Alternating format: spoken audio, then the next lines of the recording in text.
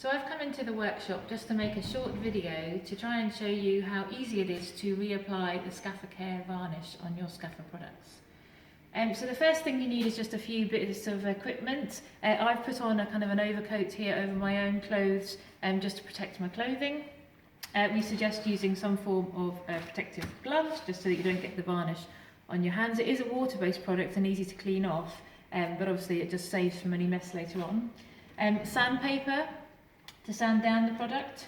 Obviously you'll need your Scaffa Care Varnish wash here. I'm using the grey wash in the hope that it'll come out clearly on the actual video.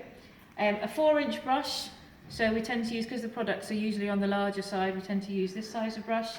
And I also use some sort of ice cream tub that I decant some of the varnish into just to make it easier to access and apply.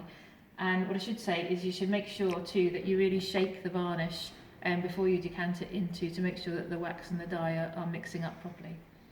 A clean cloth is also useful just to help clean the wood down after you've sanded it, to get rid of the dust particles. And if you want to be extra careful, we could use goggles to protect your eyes and a mask. Obviously I can't make this video if I put a mask on, so I'm going to leave them to the side just for now. So the first thing you need to do is to obviously get kitted out and sand your piece of wood. So I've just got a small sample of wood here and I'll sand that down just with sandpaper, and it's really just to take off any flaking varnish or paint, and to allow that the Scaffa Care wash to get a good grip onto the wood itself. Oops.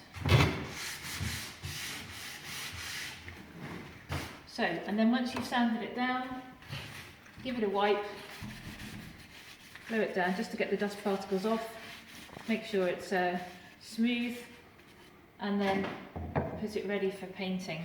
So then you can actually take your brush, dip it into the Scaffa Care wash,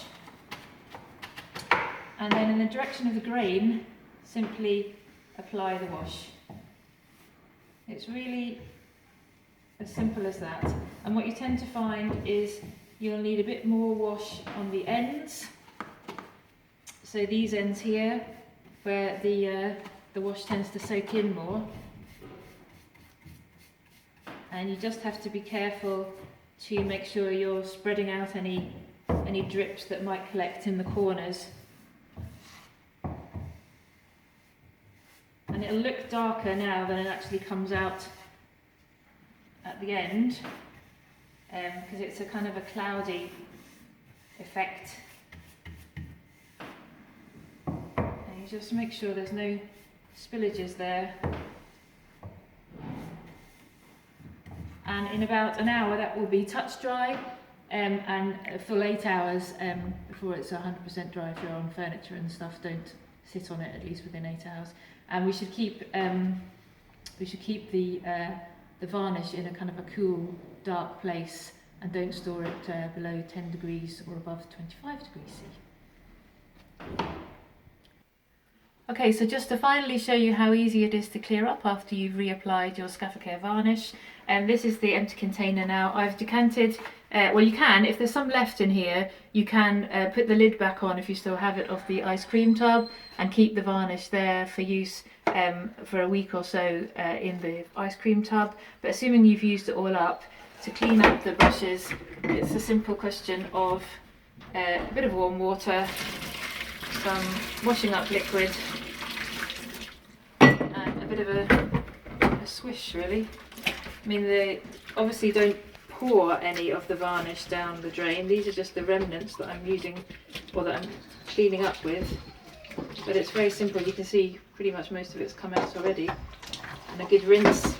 And then just leave your brushes to air dry, and they're ready for use next time. And we only recommend that Scaffa Care is applied on a yearly basis, certainly to outdoor furniture, and if it's indoor furniture then you can do that less frequently. But it's quite an easy process, and that's you done. Thank you.